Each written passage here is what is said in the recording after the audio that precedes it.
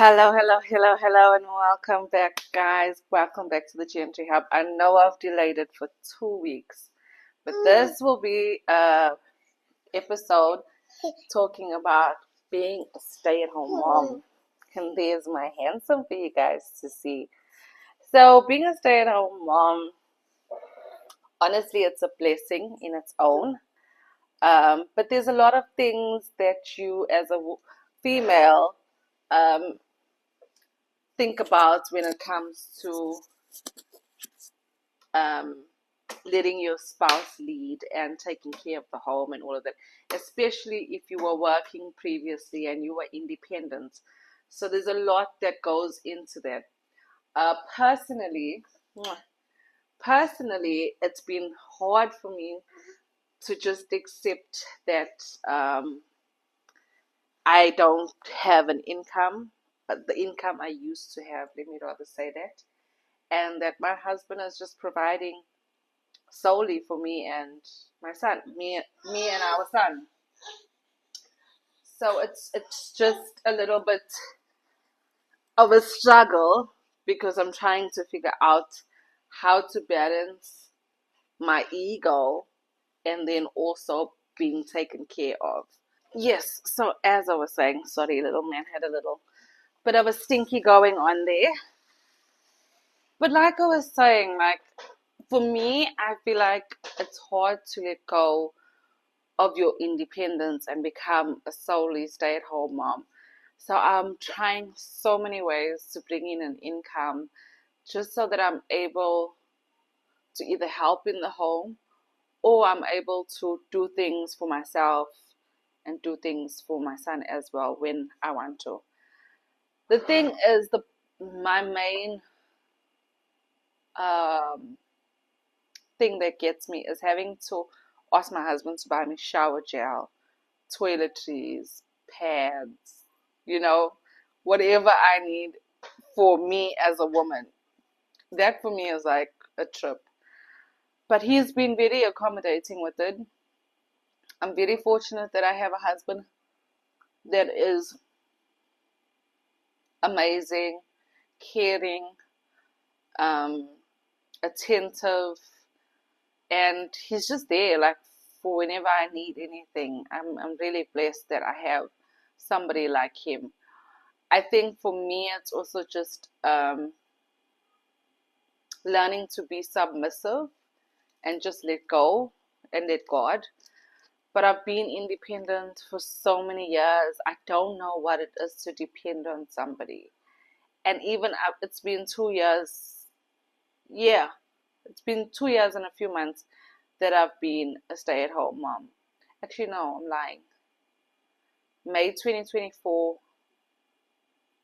No. Okay, maybe 3 years I've been a stay at home mom to be exact. No, 2 years. February 2024, I found out that I was pregnant and I had my son in May 2024. So it's been just 2 years that I've been a stay at home mom and, well, pregnant and a mom.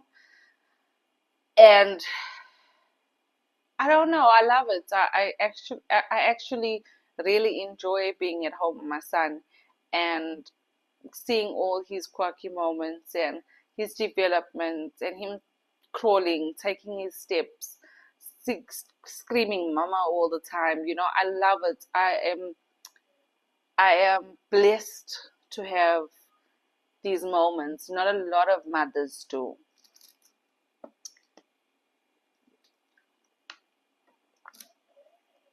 So now I'm at a point where I actually want to try and um, make an income online, which I have. I've made decent amounts of money online.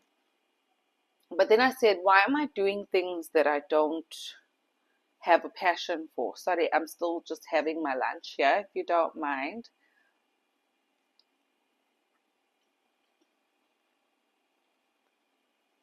So I was like, why am I doing things that I don't have a passion for? Yes, okay, teaching, I have a passion for it, but it takes a lot of time, it takes a lot of hours of your day. And it's mentally draining because teaching English is not as easy as people think it is. You find yourself repeating to your students over and over again and correcting them on certain things. So that for me took a toll on me. I still do it, but not as much as I used to. But what I'm more passionate about is printing on demand. Clothes that I can express my ideas on, and if somebody wants to buy it, they can buy it. Speaking of which, the company website is in my bio. Like, follow, subscribe, please, guys, and don't skip ads. I'm asking you all very nicely. So going on about being a stay-at-home mom, I thoroughly enjoy it. I wouldn't change it for the world. Personally, I just wish I had a more stable income while I'm at home, if you get what I'm saying. But other than that, I do kind of wish I was back in South Africa because I'm stuck in the house here during summer and there's not much I can do because of the heat and getting around and stuff like that. Not the getting around, but more of the heat in this country. Like, and there's a lot of activities, but in South Africa, you can actually take your child outside for the day in the sun, and they can play the beach, all of that. This sun here, this heat here is excruciating. So you can't exactly do that. You have to wait for winter, just before winter starts, to actually go out and be in the sun with your kids, to play in the park and stuff like that. So that's one of the things that I do miss about home. If I was home, I'd probably be working in any case. And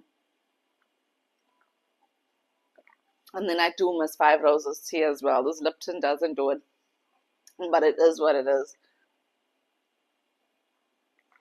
So yeah, like, those are the things I really, really miss about being at home. We are planning on moving back, but we're just still deciding on where to move to. We feel that Cape Town is a little bit too expensive, as well as Durban. Durban is getting very expensive because people retire in Durban. So if the type of houses that we are looking at is generally close to the beach and has a ground floor if it's in a complex, secured gated community where my child can play, maybe even just a park within the gated community or complex, close to the beach. I don't know if you've seen the apartments close to Ballito, that type of thing, or Mount Edgecombe, little bit. That's what we want. We're looking for him, so that it's an estate is secure. We don't have to stress about buying extra security equipment like barbed wire, alarms, all of that. We know we're in a gated community. Um, so that's what we're looking for. I don't know if we'll get it in Johannesburg, if that's where we decide to move, but that's the idea, because Johannesburg's rent is a lot cheaper. One, two, um, it's the hub of travel, so it's easier to connect when it comes to flying to the state. Flying to the States is easier because Johannesburg is the hub for travel, and also Cape Town, but Cape Town obviously is too expensive to rent. So those are the things we're looking at. But yeah, in terms of keeping my brain in check while I'm at home with my child, obviously I hardly have anybody to talk to because my husband is at work. My son doesn't speak English at all. So what I do is I probably phone my mom a lot and I read in the day and I work out to keep my mental health in check. I work out. Because if I don't, I'd be stuck on social media all the time. I'd be losing my mind literally if I didn't have somebody to conversate with or stimulate my mind in any way. And working out and training every day is what gives me that usa, that break, you know. I am pretty much addicted to working out. Like I love gymming. Like it's an addiction. I can't stop. And that's a good addiction, you know. I can stop for maybe like 2, 3 days, and then I'm like, this is too long. I need to get back at it. So, and it's a good addiction, I think. The thing is, when I looked at having my son and how much weight I've gained through that, um, I figured that when we have the next baby, I might be double in weight. And nobody wants to be 200 kgs. Nobody wants to be 200 kgs because right now I'm 103. So if I fall pregnant again, I have to put on weight again, and then giving birth to a girl or a boy, it means now I must deal with 200 kgs of weight, which is not happening. And right through my first pregnancy, I trained almost every day if I could, you know, just to keep my body strong and everything. Sadly, I had a premature baby, and that was just what happened. But he's fine now. He's good. He is actually 11 months right now, um, corrected, because his due date is next month, which is supposed to be the 22nd of August. But he decided to come on the 30th of May. So, yeah, the whole thing of being a stay-at-home mom, I'm actually very blessed. I'm not even gonna lie. Yes, it can take its toll. It can get on your nerves because you're the only physical parent that is with the baby 24/7. Not 24/7, but most of the time. When the father comes, it's playtime. Maybe you'll bath him, maybe you'll nap with him and all of that. But everything throughout the day, I'm the one that has to deal with. You know what I'm saying? Even sleeping with him at night, I co-sleep. I sleep with my son at night because I'm afraid to leave him alone in the bed. Anything could happen. This child is busy. So that's one thing.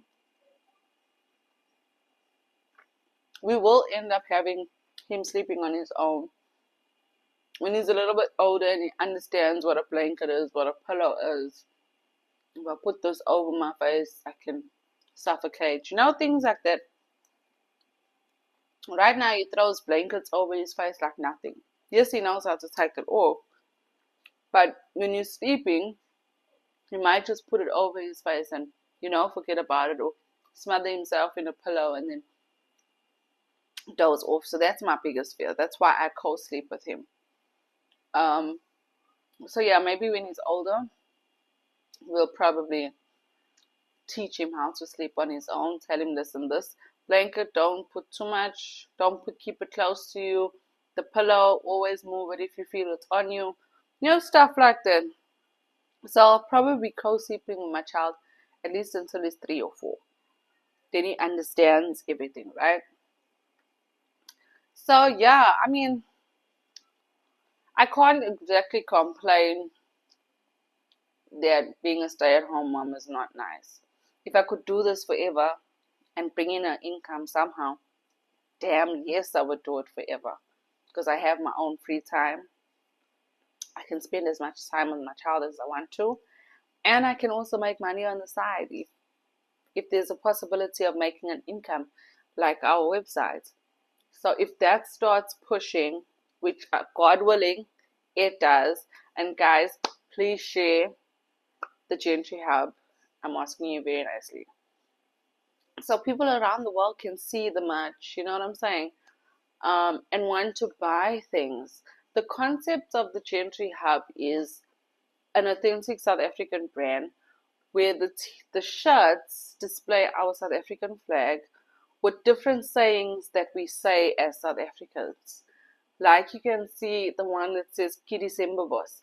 That is our lingo when it's time for the festive season. We're like, Kitty Boss. You know what I'm saying? It's that time of the year for us to party, to celebrate, We've made it. That's one of my favorite t-shirts. And then the other one is Haibo. Now, Haibo means hi, what you doing? Or yo, brah, that's dope. Things like that. It's an expression meaning Haibo. And then obviously you have the Tyler one, what the heck? And then you have ish shame. Now, ish shame can be used in any type of contents. Like maybe you're telling me a story of your friend that went out and got too drunk or whatever. You can say ish shame.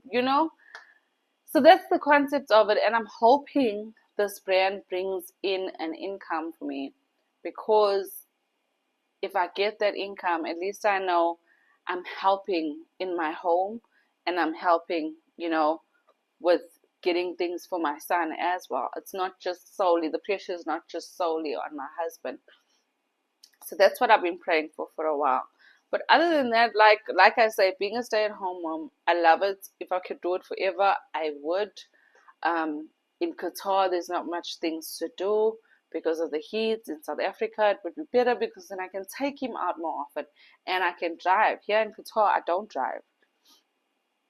So in South Africa, I can drive with him. I can take him where I need to take him, parks, beach, whatever. So yeah, that's the only thing. But I would advise all stay-at-home moms to never forget, even though you have a child, your mental health comes first. Remember, you can't do it alone. It takes a village to raise a child. So if you need advice, you need to reach out to somebody, speak to that person, go for counseling. If you feel it's getting too much on you and you feel like you're gonna snap or lose your mind in terms of doing something that you're not supposed to do to your child, take your children to your grandparents, take your children to a friend for the weekend, get a break, take a breather, have a breather. Because us as mothers, we tend to feel like we can handle everything on our own, and we can't. Sometimes it gets up to here and you don't know what to do with yourself. Trust me, I know. He's still small, but this child tests my patience. He tests my patience. And you have to try and be composed. Don't shout. Don't. In the beginning, I was like, but then I realized shouting at him is not solving the problem. Just redirect. Don't do this. Pull him away. Show him why he's not supposed to do this. Things like that. And if you feel as a parent that, you can't manage anymore completely, give your child up for adoption. Doesn't matter how old the child is. If your child is still in the home with you, give them up for adoption.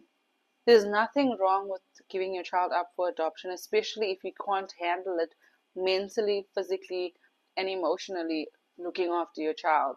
There are people out there that would love to have children and they can't have their own kids. So you know that if you can't do it physically, if you're not capable of taking care of your child mentally, physically, and emotionally, there is someone out there that will take care of your baby. And then sometimes you can have an open adoption where you can still see the child, make sure that your baby's okay, stuff like that. Think of those things instead of doing what's happening in South Africa right now. It's just too much. It is really too much. And I understand that in the same breath, the economy is going down, so expenses are going up. It's difficult to look after your child financially. It's just stress left, right, and center. I get that in South Africa. But we always have another option, guys. There's always another option instead of dealing with the the way these people on the internet and the mothers have been dealing with it recently. There's been too many cases of children being unalived in South Africa by the parents. So yeah, if like I say, my only advice is if you can't do it, get a village to help you. You're not the only parents. Get the father to help. If the father can't help, ask your grandparents. If your grandparents can't help, go for help from the government, the South African government.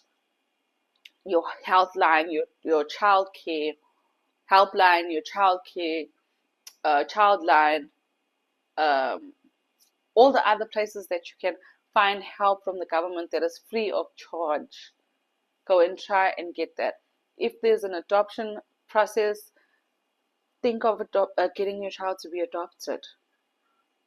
Okay, like it just breaks my heart that all of this is going on, and me as a mother, first time mother, I couldn't imagine having to go through that with my son or doing something like that with my son.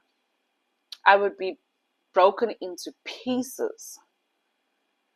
I wouldn't even, bruh, I probably wouldn't even be able to go to court, to be honest with you. I would have probably killed myself if I did that.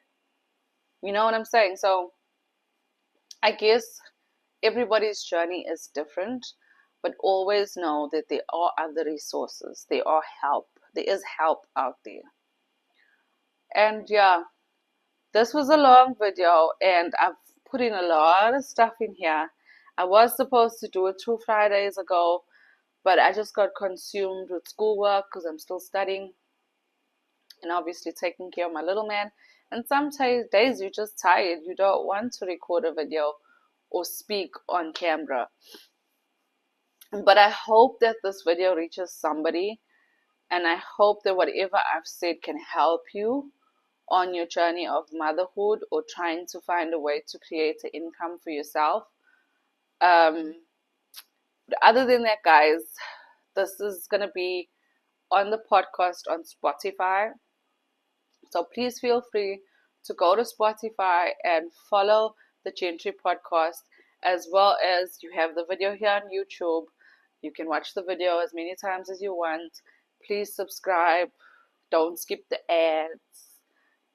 Thank you very much, everybody, for listening to my rants and my life and all of this that's been going on. And I just wish you guys a good year and health, safety, love, kindness. And yeah, this is Demi Gentry signing out. Bye.